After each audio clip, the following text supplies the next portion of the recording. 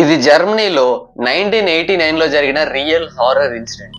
ఒక young couple Peter and Suzy వాళ్ళ holidays ని ఎంజాయ్ చేద్దామని ఒక ఫామ్ హౌస్ ని బుక్ చేసుకుని అక్కడ ఉండడం స్టార్ట్ చేస్తారు. వాళ్ళ ఫామ్ హౌస్ ని ఆనుకొని ఒక గార్డెన్ ఏరియా ఉంటుంది. మీకు చెప్పాలంటే కొంచెం అడవి ప్రాంతంలా ఉంటుంది అది.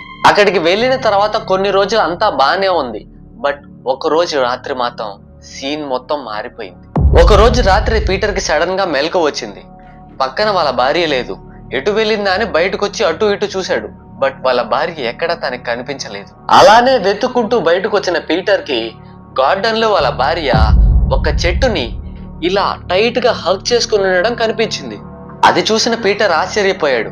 తన భార్య ఇంత రాత్రి వేళలో ఆ చెట్టు దగ్గర అలా ఎందుకుంది అని. పీటర్ వాళ్ళ భార్య దగ్గరికి వెళ్ళి తనని తట్టాడు. తను అన్కాన్షియస్ అయి పడిపోయింది. మార్నింగ్ సూజీ లేచిన తర్వాత పీటర్ రాత్రి జరిగిన విషయం గురించి అడిగాడు. బట్ సూజీ నాకేం గుర్తు లేదని సమాధానం ఇచ్చింది.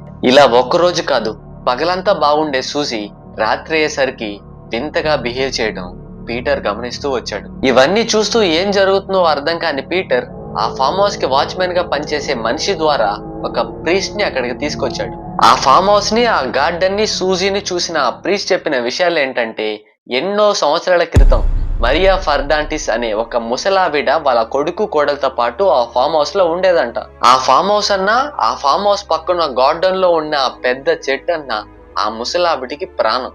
బట్ ఒక రోజు వాళ్ళ కొడుకు కోడలు ఆమెను ఒక ఓల్డ్ ఏజ్ హోమ్ లో వేయాలని ట్రై చేస్తారు. ఈ విషయం తెలిసి తట్టుకోలేని మరియా ఫర్డాంటిస్ తనకి ఎంతో ఇష్టమైన అదే చెట్టుకు ఉరి వేసుకొని చనిపోయిందంట. అలా చనిపోయిన ముసలావిడ ఆత్మే ఈ ఫామ్ హౌస్ ని, ఈ గార్డెన్ లో ఉన్న చెట్టుని వదలలేక ఇంకా ఇక్కడే తిరుగుతుందని ఆ మరియా ఫర్డాంటిస్ ఆత్మ వల్ల సూజీ 2 సంవత్సరాల నరకం అనుభవించింది. తర్వాత వాళ్ళ లైఫ్ మళ్ళీ మామూలు అయిపోయింది. మరిన్ని హారర్ స్టోరీస్ కోసం ఈ వీడియోకి లైక్ చేసి మన ఛానల్ ని సబ్స్క్రైబ్ చేసుకోండి.